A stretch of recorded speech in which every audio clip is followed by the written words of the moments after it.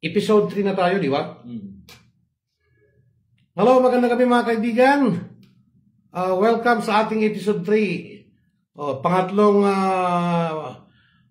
Pangatlong palatuntunan natin ngayon pag sasagawa ng ating program dito sa ating programa ngayon. Hintayin natin yung iba natin mga viewers. Ayan na. Sige, pasok tayo dito mga kapatid. So,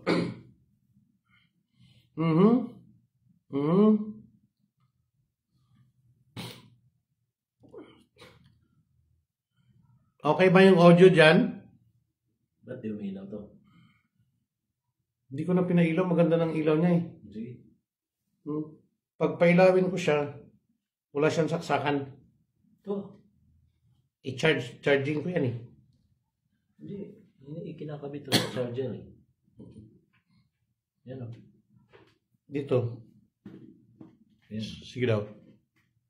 Pasuyo daw. Wala ka na ibang charger dyan? Wala. Bueno, magandang gabi mga kaibigan. Ito po yung lingkod ng Madula Cruz nagpupugay sa Sambayanan, Luzon, Visayas, Mindanao. Saan man po kayo naroon sa buong Pilipinas. Magandang gabi sa inyong lahat mga kababayan ko. Ngayon po ay araw ng Miyerkules ba ngayon? Wait. Hindi naglilubat to pag pinanggal? Hindi naman. Araw po ngayon ng Wednesday mga kaibigan, ikatlo sa buwan ng January 2024.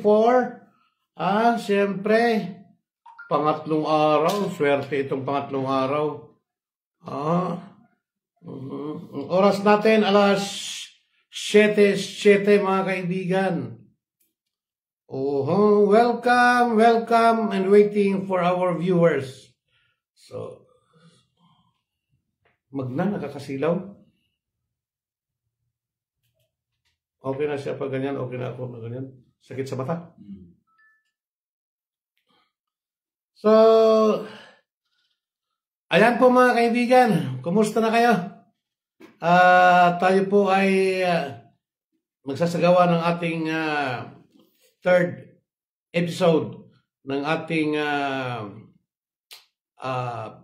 talakayan, Issue ng Bayan, dito lamang sa ating Facebook page, Inday Sara Duterte 2028. Tibay yan. Tibay yan. Pero hindi pa tayo nagkakampanya mga kaibigan. Ano lang yan? Nagsasagawa tayo ng libreng program. Libre ito ha, wala itong bayad ni Sara Duterte. Wala itong bayad, libre. Talagang pinupupukusan natin ito. Trabaho na natin ito. Ganito tayo tumulong sa mga mga kandidato, mga manok natin na. Pero masisiyahan naman kayo kasi itong ating advocacy naman napakaganda. At siyempre, makikinabang ang ating mga manggagawa. Kasi dito tayo nakafocus eh. Dito tayo nakafocus sa kapakanan, seguridad, at karapatan ng mga manggagawa sa pamamagitan ng ating pagbubuo ng hugpong manggagawa. Ayan, ang ganda. Ang ganda ng pangalan natin, brother. Siyempre mga kaibigan, bisita ko pa rin ngayong gabi ang ating resource speaker mula po naman sa taga Mindanao din to eh. Pero dito siya sa Maynila at doon sa Calabarzon, matagal siya dyan na nag-oorganisa bilang dating organizer ng KMU. Ayan ang ating tawag dito. Ano ba yung sinasabi nila? Yung parang yung hindi pinapakita. Mayroon term dyan eh. Nakakalimutan ko yung parang inkantado, hindi naman eh. So, itinatago po natin yan, yung ating speaker, yung ating resource speaker, kasi hindi ko po talaga pwede ilantad eh. So, mga kaibigan, tinalakay namin ng aming ng kasama ko, si Ka Arce, yung politika sa paggawa sa labor, yung politika sa labor. So i-wrap up natin yan bago tutuloy tayo sa ating third episode. Bumati ka muna, Ka-Alsi, sa ating mga viewers. Okay, magandang gabi mga kaibigan. At sa gabing ito ay muli na naman tayong magtalakayan dito sa ating Facebook page ng Inday Sara Duterte 2028. At nagpupugay din po ako sa mga kaibigan nating mga manggagawa dahil ito ay napaka-importante ang ating pag-uusapan ay sana makakatulong ito sa pagmumulat, no? At kaalaman doon sa mga manggagawa ng mga ating mga kaibigan nang sa ganon ay magkakaroon ng mga idea, no? Sa pamagitan ng ating talakayan ngayong gabi. So magandang gabi sa lahat ng mga viewers at mga participant nitong ating Facebook page. Batiin din natin yung mga nagse-celebrate ng mga birthday ngayong gabi. Alam mo, marami tayong mga viewers. Ang viewers natin dito sa Inday Sara Duterte 2028 ay nasa 11,800 viewers. So, imposible walang nagbe-birthday dyan. Di ba? So, ano natin, binabati natin ng maligayang kaarawan ang lahat na nagse-celebrate ng birthday. Bagay pala sa akin yung may balbas, no? Tingnan mo. Ngayon ko lang nakita eh. Kaysa nag-aahit ako, bagay pala yung may balbas. Anyway, happy birthday at happy New Year and happy Three Kings and happy Valentine's na rin. Malapit na ang February. Happy Valentine's. Oh, ano na to? All in one na. Batiin ko na kayo lahat ng ano. At saka, yung mga ano natin, yung mga manggagawa, higit sa lahat na bagong uwi galing sa kanilang mga trabaho. Para sa inyo itong programa na to. Kasi lahat naman tayo workers eh. Titingnan ko muna kung na-share ko na dito sa aking account. Kasi minsan na humahaba na yung ating usapan, hindi pa natin na-share yung ating live. Ayun, na-share ko na. Na-share ko na dito sa isa kong account. Sundan ninyo. Nakashare po tayo doon sa aking account na Omar de la Cruz. At sa isa ko pang account, i-share ko rin. So, magla-log out lang ako. Anyway, Ka-Alsi, pinag-usapan natin kahapon at kagabi itong mga masalimuot na politika sa loob ng labor. Labor, no? Yes. Nakakita natin yung mga eleksyon, yung mga petisyon, paano mag-disaffiliate, paano mag-file ng disloyalty yung union. Masalimuot talaga, di ba? So, nakita natin yan kagabi na kung yung mga followers natin na hindi nakapanood, nilalagyan ko yan ng episode 1, episode 2, episode 3. Mas maganda, simulan yung panoorin yung simula sa episode 1 hanggang itong episode 3 para masundan ninyo kung ano yung tinutumbok ng ating palatuntunan. Ito po yung palatuntunan natin ay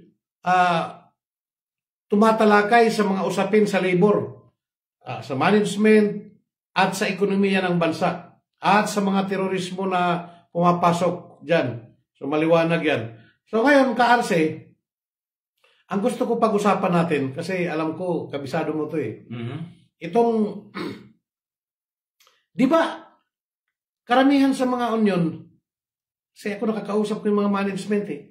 Karamihan sa kanila, threat talaga sa kanila pag union. Alam mo, mabalitaan pa lang nila na may nagpapapirma-pirma dyan. Nagpapanik na yung mga manager eh.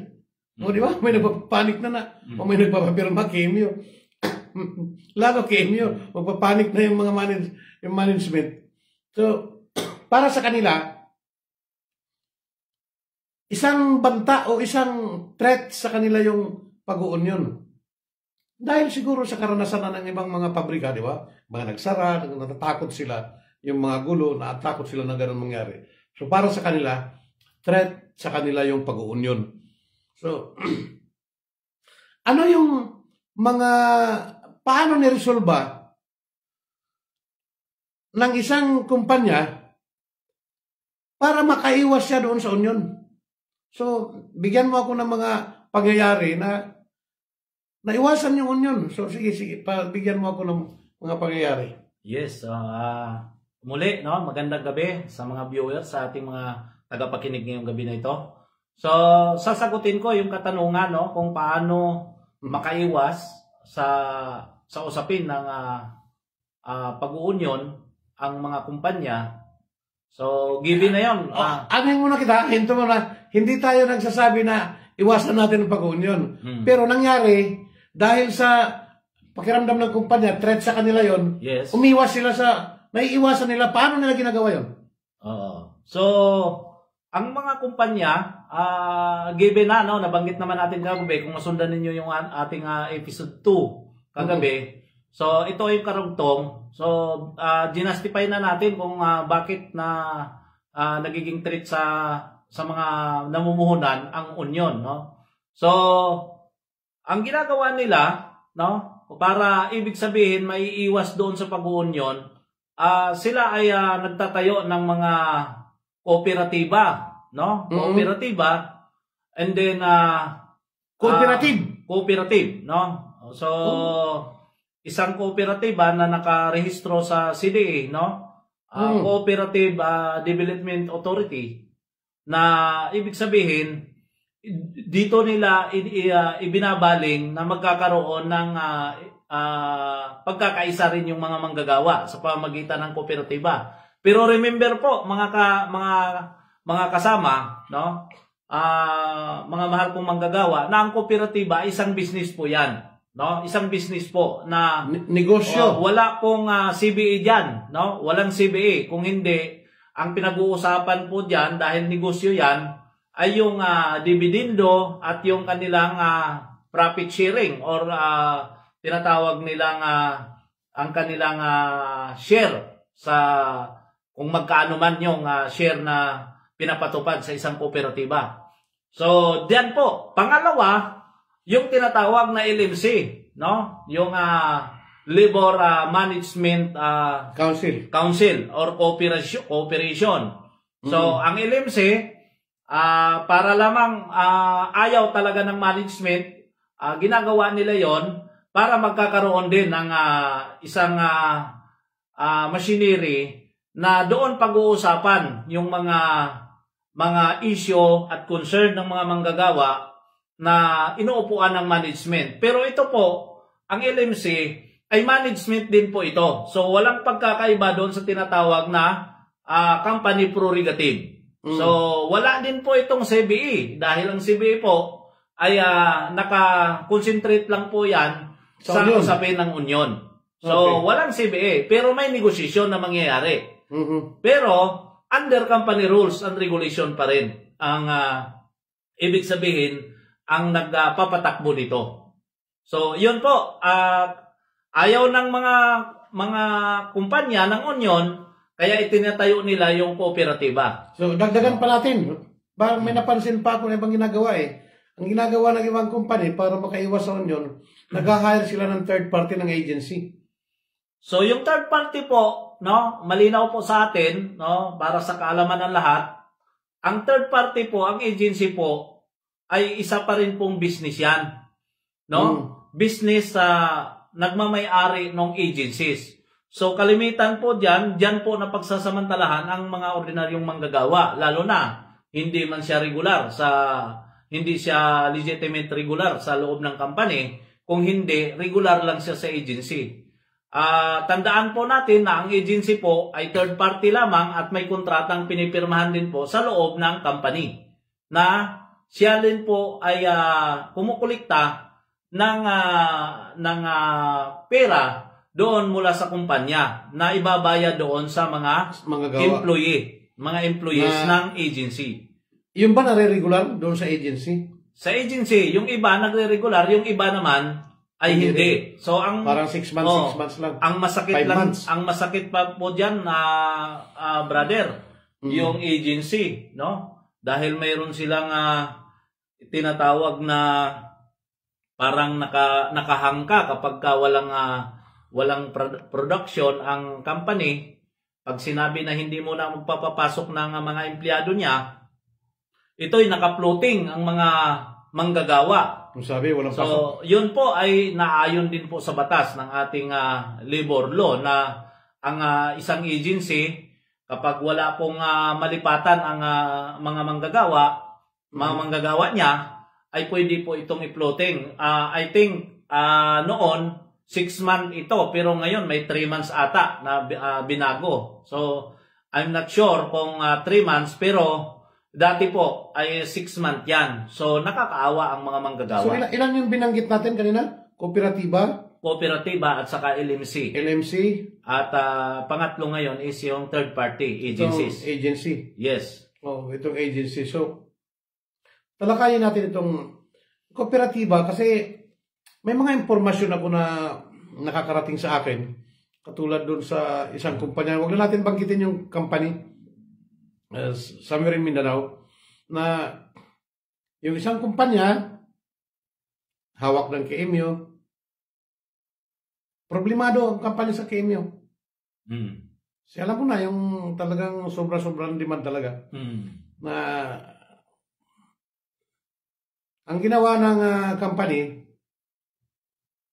nagpakilos siya ng mga tao, ng mga manggagawa doon.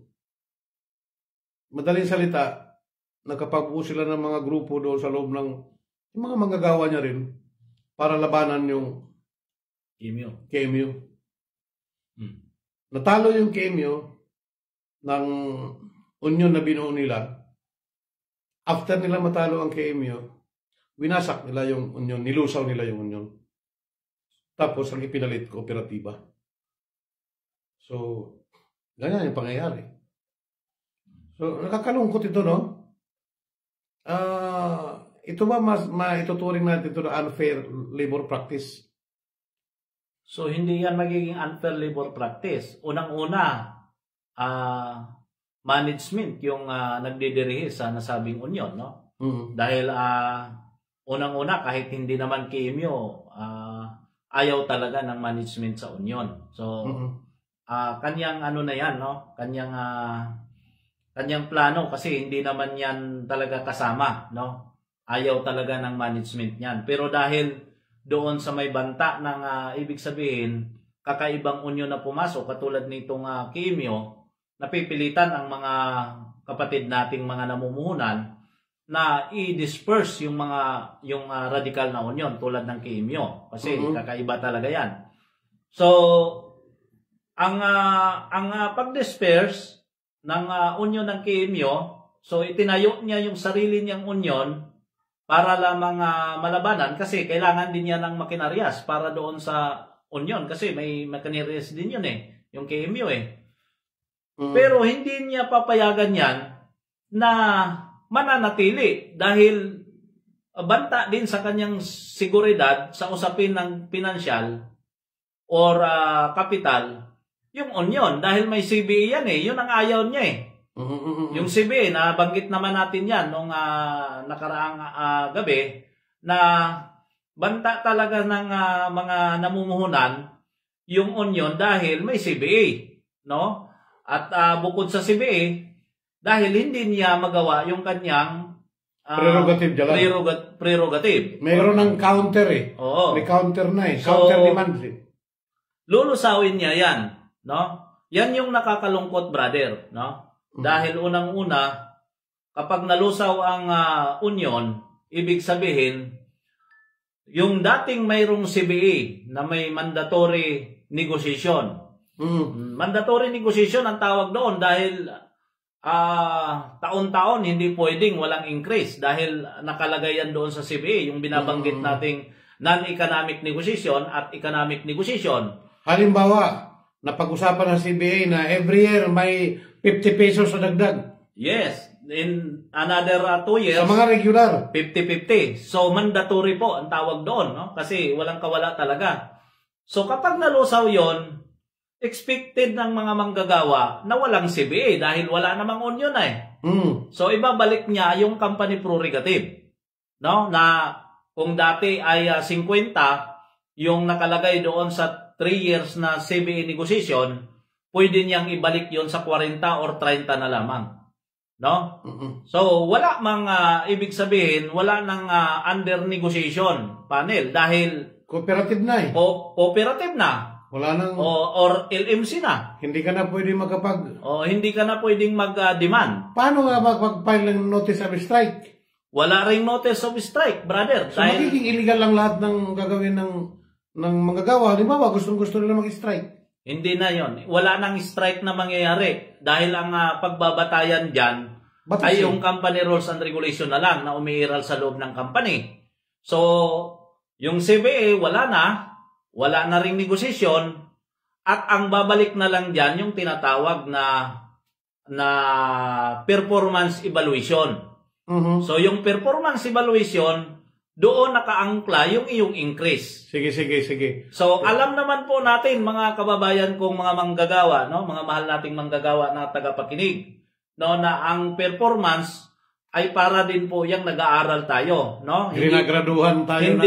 Hindi katulad ng CBA na kung magkaano ang tinatanggap ni Juan, ganun din yung matatanggap ni Pedro.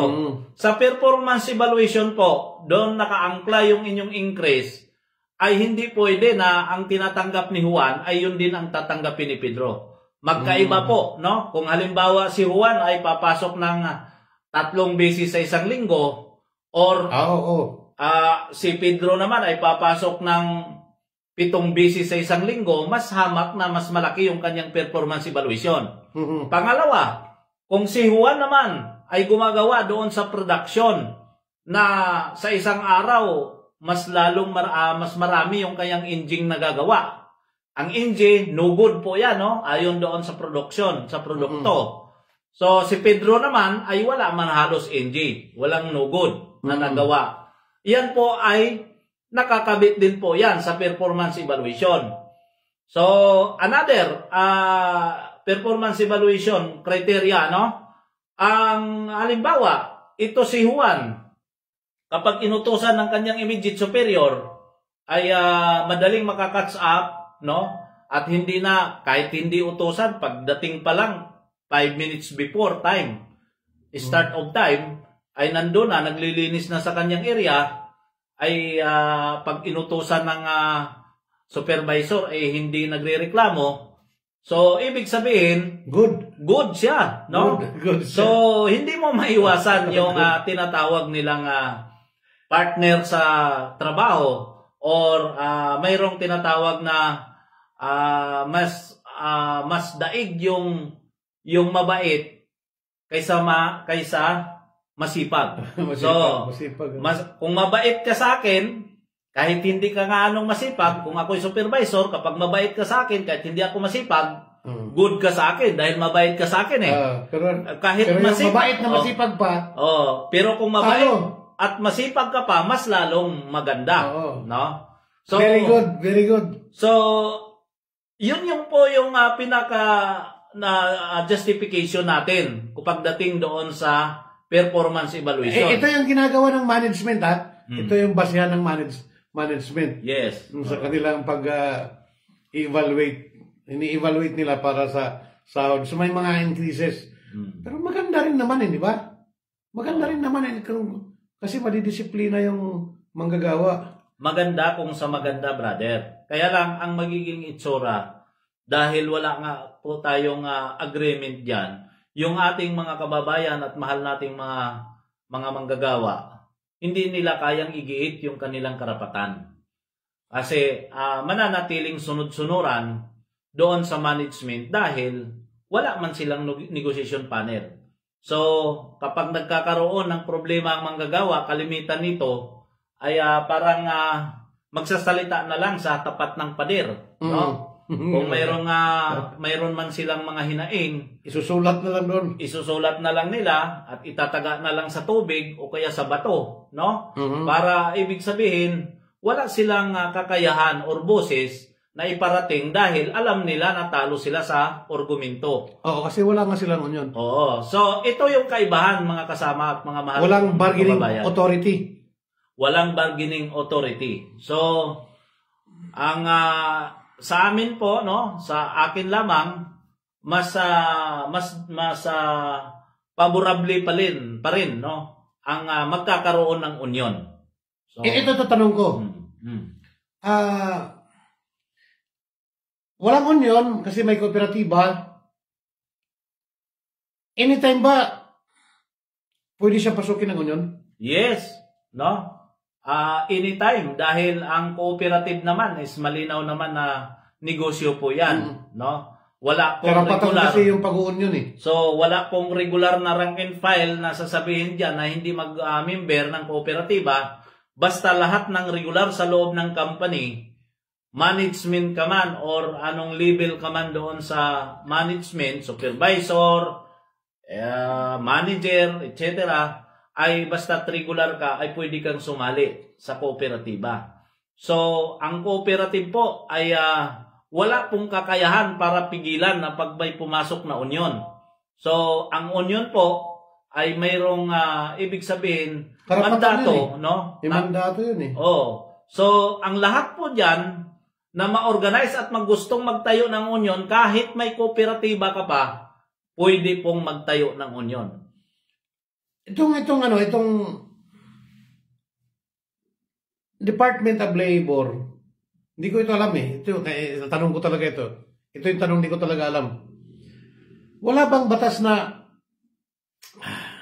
mag-inspection si Department of Labor o bakit itong kumpanya walang union? Wala bang violation yung company? Hindi po mandatory ang pagtatayo ng union. No, hindi po mandatory sa ating mga government agencies or semi-government agencies. Pati sa company. Ang mapagpasya po diyan, mga kaibigan ko, mga mahal kong mga manggagawa, ang magpapasya po diyan ay yung lehitimong manggagawa kung gusto nila ng union. So, so walang violation yung company kapag halimbawa Department of Labor nag-inspection itong company nito. Paano niyo pinapangalagaan ng mga manggagawa dito? Inspection ba? Alam ba, interview lang, punta doon. Ano ba kayo company niyo? May union ba kayo dito? Pag sabi, wala po kayong union. Bakit wala kayong union? Company, wala ba silang, hindi ba pwedeng, kayo company, dapat obligado kayo na patayuan nyo ng union yung mga manggagawa. Hindi ba pwedeng pwede po recommendation lamang po, pero hindi po sila obligado. Hindi po siya obligado na sasabihan niya na magtayo ng union. So ang magpagpasya po diyan ay ang mga manggagawa. Ang tanging lang magagawa po ng Department of Labor sa inspection ay yun lamang pong mga facilities na magkakaroon ng mga emergency cases at magkakaroon halimbawa ang isang company ay mayroong 100 or 200 manggagawang regular, kailangan niya ng lahat ng mga manggagawa na yan ay magkakaroon ng clinic facilities, no? Para in case na magkakaroon man ng pagkahilo or ano man yung nararamdaman ng mga manggagawa,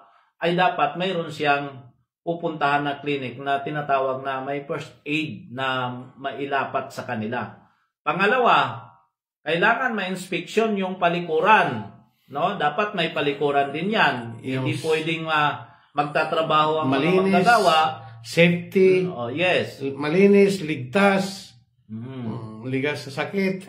Tapos yung mga equipment na nasa loob, may electric fan. Kaya may tinatawag silang PPE, no? Personal Protective Equipment, no? Para ibig sabihin, sinisigurado ng Department of Labor na ligtas ang mga manggagawa ang gumagawa sa loob ng paggawa. Yun ang obligado ang management. Yes po. Pero pagdating po sa union, mga kapatid kong mga mahal na mga manggagawa, hindi po pwedeng magdikta ang Department of Labor na obligado kayong magtayo ng union. Ang kapasyahan ng pag-uunion ay nasa mga manggagawa talaga. Nasa manggagawa. Ngayon, paano naman itong mga manggagawa? Halimbawa, bago lang sila dyan sa trabaho nila, umabot na sila ng 10 o 15, 20. Pwede na ba yung unionan? Pwede na ba sila mag-union? Depende po, no? Sa dami. Kung kaya man nila na mag-provide ng union dues doon sa 15, no? At kasi ang pag-union po, mga mahal kong mga manggagawa, mga tagapakinig, no? Ang pag-union po ay marami pong ginagastos yan, no? Unang-una, hindi po pwedeng magtayo ka ng union na wala kang abogado, sariling abogado. Hindi ka po pwedeng magtayo ng union na wala kang sariling opisina. Pag binasabi po natin na may sariling opisina, kailangan mayroong ibig sabihin ilaw, tubig, kuryente, magastos din. At mayroong mga laptop, mayroong mga printer, at mayroon ding office clerk sa loob ng opisina para siya yung gumagawa ng mga dokumento para doon sa inyo. So, ang magiging itsura po, hindi naman po siguro kawalan kung 15 lang, pero pag-uusapan kung magkaanong Union Diyos kasi diyan po nabubuhay ang union sa Union Diyos ng mga manggagawa. So sila din naman po ang nag-uusap.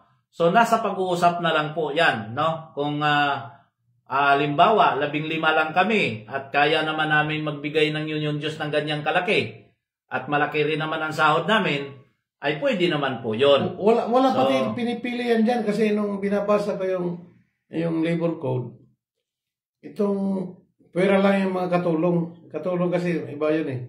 Hindi siya may monthly sila. Itong mga restaurant, mga waitress, lahat, di ba may malaking restaurant tapos marami, pwede na magbuo ng union yung mga trabahador doon. Yes po, pwede po basta't mayroon pong employer. Construction company. No, basta't mayroon pong employer, no? Pwede hardware. Pwede po tayo magbuo ng union. Basta may employer, pwede magbuo ng union. So, yung 15 po ay hindi naman po 'yon absoluto dahil sa isang company, wala naman pong 15 na manggagawa lang diyan. No? Kalimitan sa isang company, daan kung bibilangin 'yan, di pa kasama yung management. So, yan po ay idea lamang, no? Para magkakaroon ng idea yung ating mga mahal nating manggagawa na kahit kaunti lang ang empleyado ay pwede pong magbuo ng union basta't mayroon pong employer. So, gusto kong balikan kasamang RC kasi tinalakay natin yung cooperative, yung LMC binanggit mo na, tapos yung agency, di ba? Yung no union na company kasi paulit-ulit natin sinasabi yan. Marami kasing company na ang gusto talaga nila, no union. Bigyan mo ako ng kung halimbawa ako company, gusto ko no union. Paano mo ako papayuhan? Ano sasabihin mo sa akin? Kasi di ba, pag no union, anytime, pwede pumasok ang Kilos ang Mayono, pwede pumasok yung mga radicals, diyan pwede pa siyang unionan. Unlike na kung mayroon namang union na nagkakasundo yung union at saka yung management, maganda naman ang palakad, in 5 years na hindi siya mapapasukan. So, explain mo nga sa atin mga kababayan, ano yung risk ng company na ang paninindigan niya no union? So, ang no union or with union company. So, kung sa ideal lang ang pag-uusapan natin, wala naman po tayong problema dyan. No? Wala po tayong problema dyan. Ang binabanggit ko nga dyan basta't sumunod ka sa labor law at walang nasagasaan kasi kung hindi naman kailangan ng union at maganda naman ang pamamalakad ng isang kumpanya, kung sobra-sobra sa minimum wage yung pasahod mo. So wala po tayong problema. Kaya lang, brother, mayroon din banta, no? Dahil nga lumabas nga sa mga dokumento at napatunayan natin na ang KMU, kahit wala kang union at maganda yung pasahod mo, ay hindi po kumikilala yung mga yan. No? Hindi po kumikilala yan.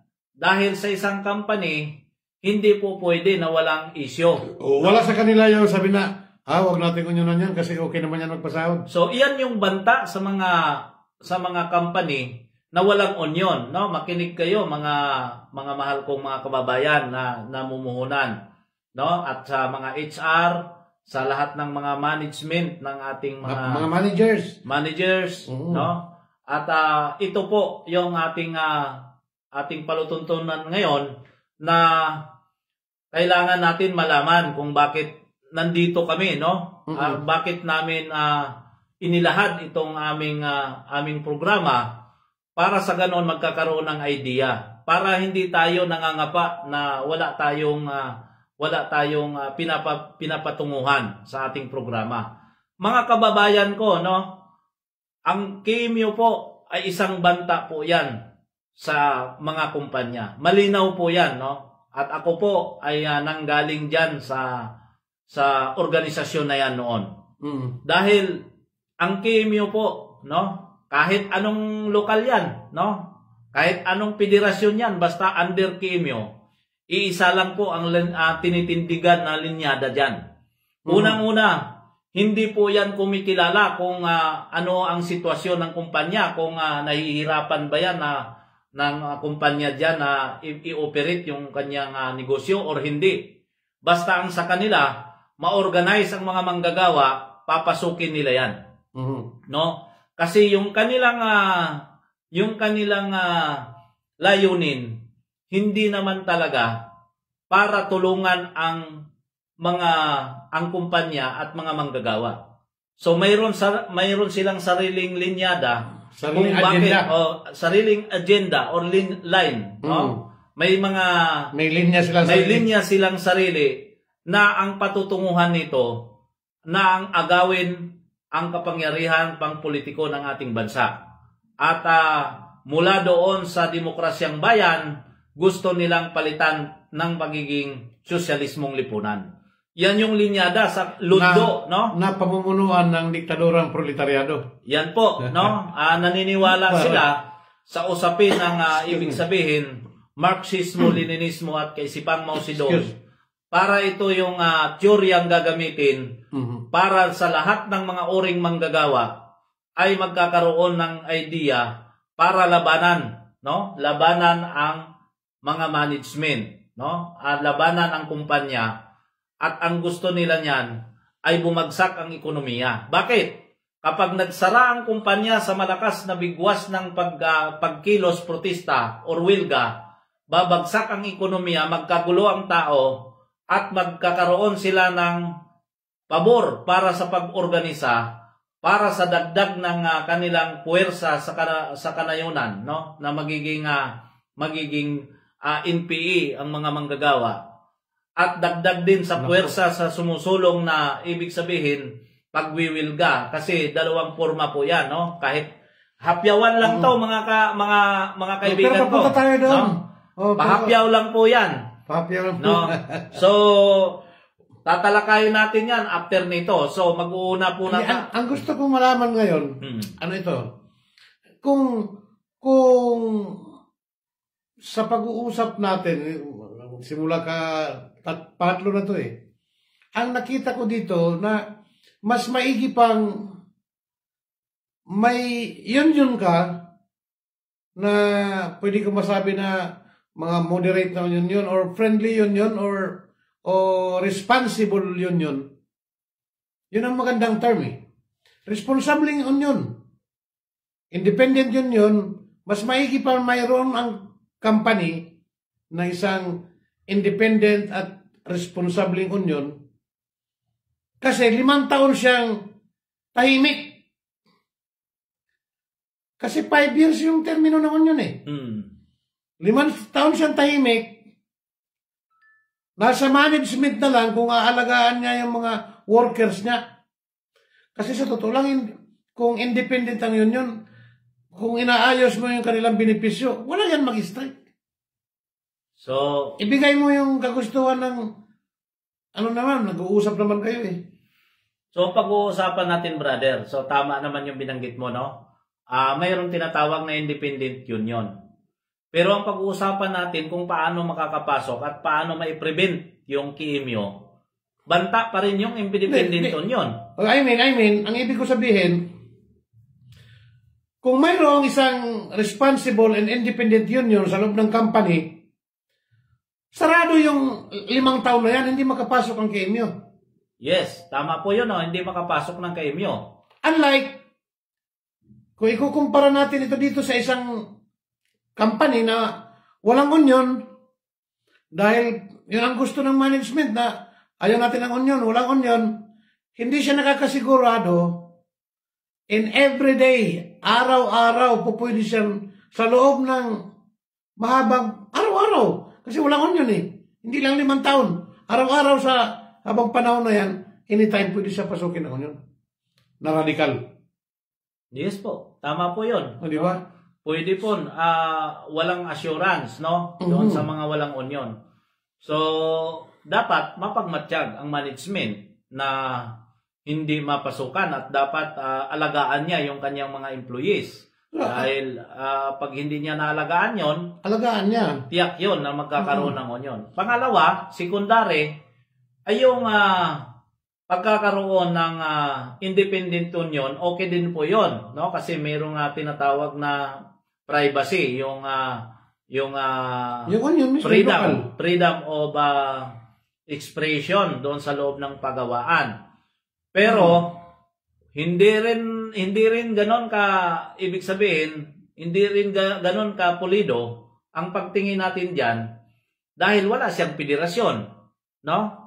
Dahil yung mga nag-uusap na lang kapag halimbawa independent union ka ay sa loob lang ng kumpanya ay kung paano kung mahagip, no? Kasi hindi naman lahat ng mga member ng union ay sang-ayon kasi banggit nga natin diyan ay small politics yan, politika din yan. So kung maganda kung halimbawa man ang lahat ng member ng union na independent union ay sang-ayon 100% yung kanyang kasapian doon sa panukala na pinapa-implement ng union.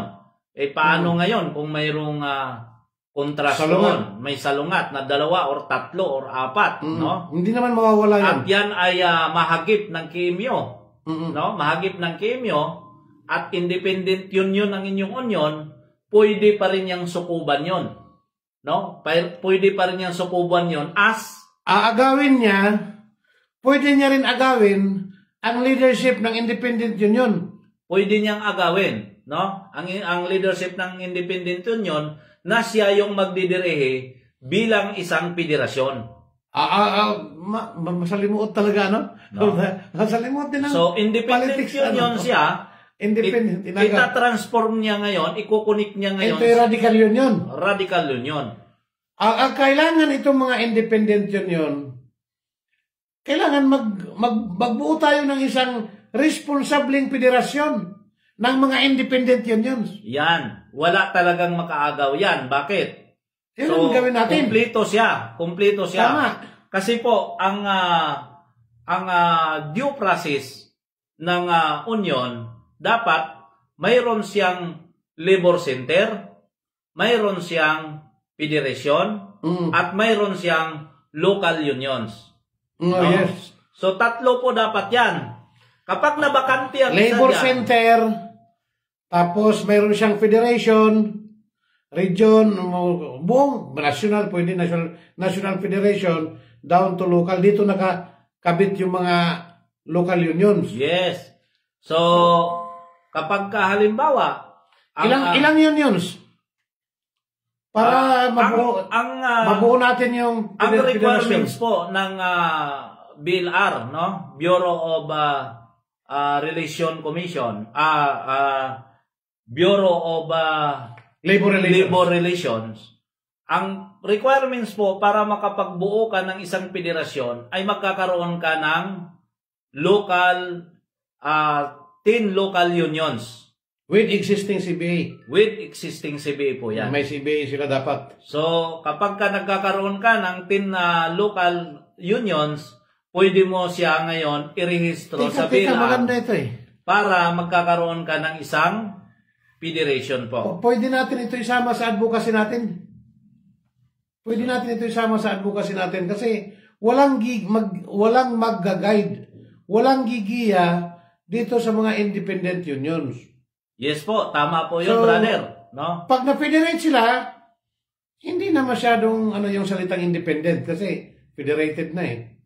Independent sila sinimulan, responsable sila ngayon na ma-federate sila sa isang responsableng federation. Ito bang non-radicals? Ang tutok lang ng federasyon is tulungan yung kabuhayan itong mga manggagawa, ano sila, makipag-negotiate sa management doon sa mga economic na demands na hindi naman umaabot sa lagpas langit. So, palagay ko ito, isama natin ito sa advocacy natin. Kasi 10 yun lang eh. Yes po. No? 10 yun lang. Mga kaibigan, baka may mga ano dyan, mga independent unions na gusto nyo mag-federate tayo. 10 yun lang. Pwede, di ba? Pwede po. Isama natin ito sa advocacy natin. Maganda ito. Ito, brother, no? Itutuloy ko lang yon kung paano natin i-justify yung independent union. Pag tinawag po kasing independent union, wala po siyang sariling abogado. So, alam naman po natin na sa loob ng pagawaan, hindi man natin ma-assure yung usapin ng hindi magkakaroon ng mga kaso ang mga manggagawa. So, kahit papano, mayroon talagang kaso yan. So, ang ginagawa nila ay naghahanap lang sila ng mga private lawyers, ng mga abogado, para yun ang gagamitin pag umupo. Nangyari sa akin yan eh. So, isa po yan na problema. Unless kapag mayroon kang federation, may sarili kang abogado. Yung mga walang federation, kasi ako noon, nung nagtatrabaho ako sa isang transport company, ang problema, tinanggal ako. Pero mayroon din akong kasalanan. Siyempre, hindi ka naman tatanggalin nun ang kasalanan. May nagawa ka rin kasalanan. Pero dahil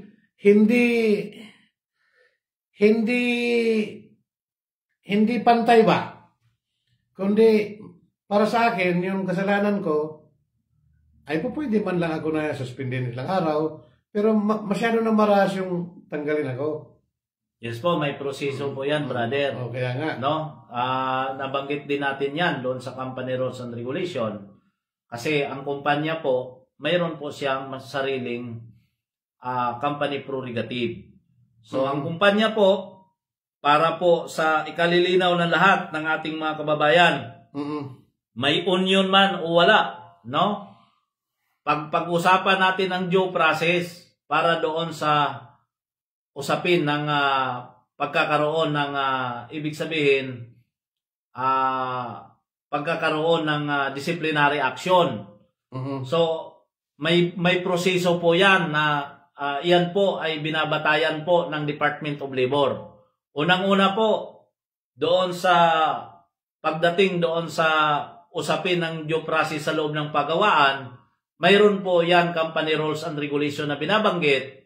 At ang una po dyan ay yung tinatawag na verbal investigation, verbal warning. No? Okay. Yan po yung unang proseso po. Verbal investigation, verbal warning. So, example po, halimbawa, nag-absent po na without info. So, 24 hours po yan. Walang excuse letter. Walang excuse letter at hindi ka rin po nagpaalam. Parang elementary ako. So, ibig sabihin po, 24 hours po na hindi ka nag-report sa iyong supervisor, pwede kang papatawan ng awol. Disciplinary action. Disciplinary action po yon. Pwede kang patawan ng awol. Pero dahil may proseso po na binabanggit at yan po ay laging tinitingnan ng Department of Labor, kailangan po magkakaroon ng verbal investigation, verbal warning. Okay. Ang pangalawa po, kapag ginawa mo ulit, so, written explanation, written warning po yan. So, pagdating po ng sulat na. Sinunod mo ulit, no? Nagkasala ka ulit at ginawa masusulatin mo ulit. Ka na. No?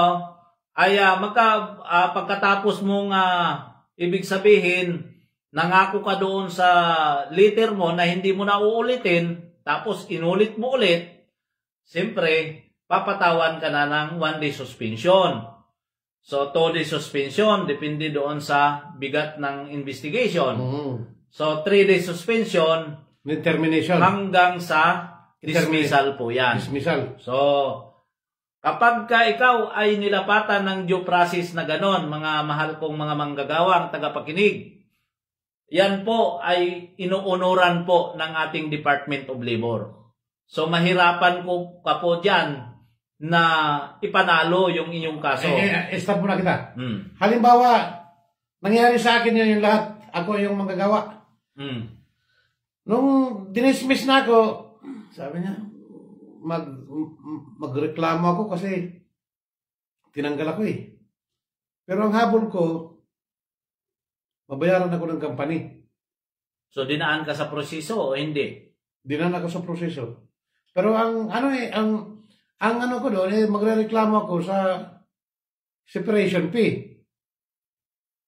Ang separation fee po, ibinibigay po yan kung hindi napapatunayan na ikaw ay actually legal dismissal. So, sa kaso po, mayroong yung tinatawag na unauthorized cost at authorized cost. So, kung halimbawa man napapatunayan na ikaw ay subject for dismissal sa ginawa, wala po yung separation pay. Hindi ka na po bibigyan ng separation pay kasi ikaw po ay subject for dismissal. Ganun ba yun?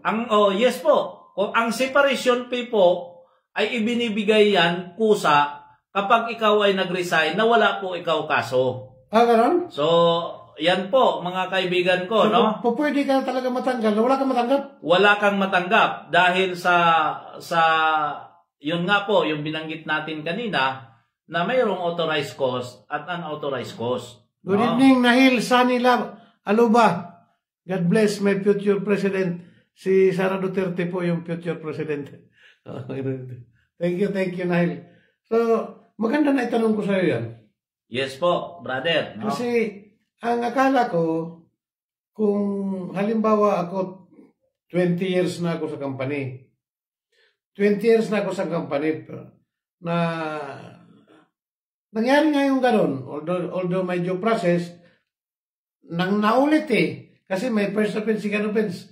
Halimbawa, yung second offense, matagal na. 4 na taon na nakakaraan. Naulit ko ng 5 taon. Papasok pa rin yun? Depende po yan, brother. Kasi ang tagal na ng second offense ko eh. Third offense. Nasa company rules and regulation po yan, no? Kung wala pong union, titingnan po natin, kaya hinihikayat natin yung mga kapatid nating mga mahal na mga gagawa, nabasahin po ninyo palagi yung company rules and regulation, yung handbook po ninyo, dahil dyan po nakasaad. Halimbawa po, doon sa usapin ng disciplinary action, no? Basahin nyo po yan sa company rules and regulation, doon sa company handbook ninyo. Kung may nakalagay po doon na every 1 year, no? Na yung lahat ng mga kaso mo na napatunayan na ikaw ay nagkasala, no? Ay pagdating ng 1 taon ay mabubura lahat. Pwede mo po yon igiit, no? Kapag tinanggal ka, tapos 1 year na, isinama pa rin nila yon, pwede mo i-gate yon.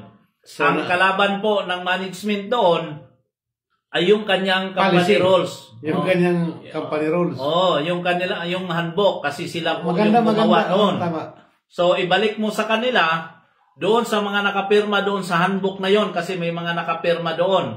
Ibalik mo sa kanila na pinirmahan po ninyo ito, kung bakit niyo isinama pa rin na itong kaso na ito, hawak-hawak mo pa yung iyong kopya na grievance form na lumampas na ilang taon o umabot na ng 3 taon, ibinalik pa rin nila, no? Ina-activate nila yung kaso na yon, yun po ay mali po, no? Pasintabi po sa mga management. Huwag po natin gawin yon, ma'am, sir, no? Sa ating mga mahal na mga manggagawa. Yan po ay malinaw po na hindi po makatao yan. Kung ano po yung nakasaad sa company handbook na inyo pong pinipirmahan at kayo po ay nagbigay niyan, no? Kayo po ang nagbigay ng panukala na yan, sundin po natin. para ang ating mga manggagawa ay hindi po mag-iisip ng masama. Naku, kaganda ng usapan natin. Lumipas na naman ang 1 oras. So, brother, napakahalaga kasi, no? Oo. At marami tayong Lumipas mga ang 1 oras, natututunan. no? Mga kababayan, hindi po tayo kasi po pwedeng lumagpas sa 1 oras. Kasi nagpo-proseso ako ng editing. So, nahihirapan na ako mag-editing tapos mag-export, mag-import ng videos. So, anyway, sa ating mga kababayan, bukas ulit, mag-ano tayo, huling pananalita sa ating mga kababayan. Anong mensahe mo ngayong gabi na ito sa ating 3rd episode? So, ang mensahe ko, mga mahal kong mga manggagawa, so, sumunod po tayo, no? Para maiiwas tayo doon sa usapin ng magkakaroon ng sigalot sa pagitan ng management at sa ating side, mga manggagawa, ay sundin po natin ang company rules and regulation at magiging masunurin tayo, no? Kasi ang ating iniikutan sa loob ng kumpanya ay ang batas ng kumpanya po 'yan kasi private company po 'yan. Private sector po 'yan. So tayo po ay magiging masunurin at tayo po ay huwag matakot maglahad ng ating saloobin kung sakasakali man ikaw ay naabuso ang iyong karapatan bilang manggagawa. At pangatlo po, ang aking mensahe sa atin, huwag po tayong mag-atubili at huwag po tayong matakot na magtayo ng union. Dahil yan po ay nasa batas po yan. Karapatan yan. Karapatan po natin yan para doon sa proteksyon bilang isang manggagawa. Dapat natin ipaglaban yan. Sa mga namumuhunan naman po, doon sa mga may-ari ng kumpanya, bigyan po natin ng pagkakataon ang ating mga manggagawa na ma-express at mailabas nila yung kanilang saloobin dahil mayroon naman pong proseso yan. At huwag po natin ituring ang mga manggagawa na sila ay masama at pag-initan doon sa trabaho sa loob ng company. Yan po ay naghahanap buhay din po na may mga pamilya po yan. So malinaw po yon na iyon muna po ang may bibigay kong payo sa lahat ng mga manggagawa na tagapakinig sa ating palatuntunang ito ngayong gabi. Taas noo po akong sumasaludo sa inyo na nagsasabing mabuhay ang uring manggagawa. Ayos! Mabuhay mga kaibigan! Maraming salamat sa lahat ng ating mga followers, sa followers ko sa aking personal account, Omar de la Cruz, at sa kabila account, Aram de la Cruz, at dito sa ating Facebook page, Inday Sara Duterte 2028. Thank you. Magandang gabi. God bless.